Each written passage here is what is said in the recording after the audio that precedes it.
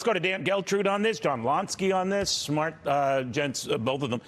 Dan, on what the bond market could be telling us, I don't want to make too much into this here, but now this notion that people who bet on what the Fed does next are now betting that its next move certainly won't be 3/4 of a point, possibly a half a point. But where are you on this?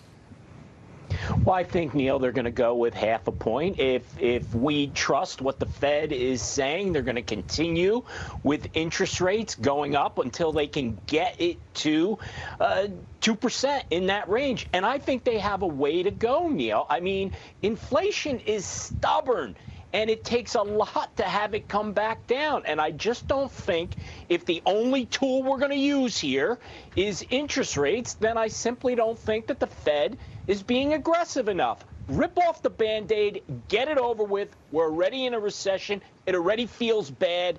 Let's move forward. That's what I said. John, let me ask you about that right now in the inflation and everything and addressing it to rip off the proverbial Band-Aid. We got indications of the Eurozone today that they're running at an 8.9% annual clip, so it's not slowing down there. If anything, it's picking up a little steam. In Britain, of course, we know that it's running at north of a 10% clip, the highest in 40 years.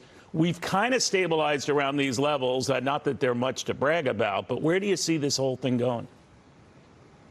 Well, I think inflation is going to slow down, especially outside of food and energy, as demand begins to fall. I mean, the only way that you are going to get inflation under control is via a full-fledged recession.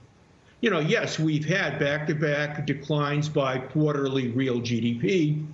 We definitely have a housing recession right now, as you can see from today's data on existing home sales, down by a deep 20% from a year ago.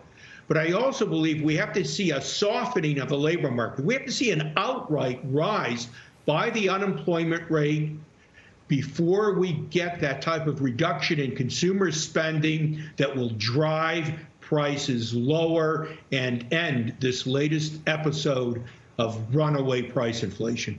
You know, Dan, you were touching on the fact that you got this rip the Band-Aid off analogy. I always find the market's reaction to economic news on any given day kind of telling this. You worry when you see some pockets of strength that show that the Federal Reserve is going to have to keep raising rates. Some investors, not all, celebrate when we got slowdown news because it slows down the rate of those increases, I guess. Which is more important to you when you look at data that comes out or companies stating where things stand or offering guidance? Is it more important to you that they see light at the end of the tunnel or that they're worried?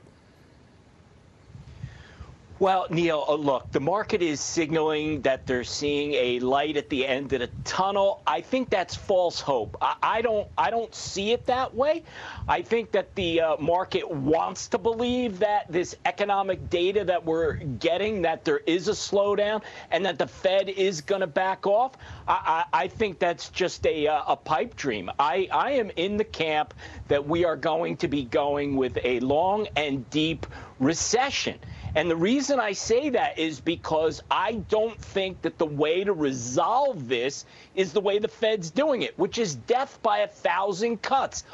Ultimately, in order for this recession to go away, it's going to take the supply side of the formula. We can't just focus on demand, and that's what we're doing. I just don't agree with the approach.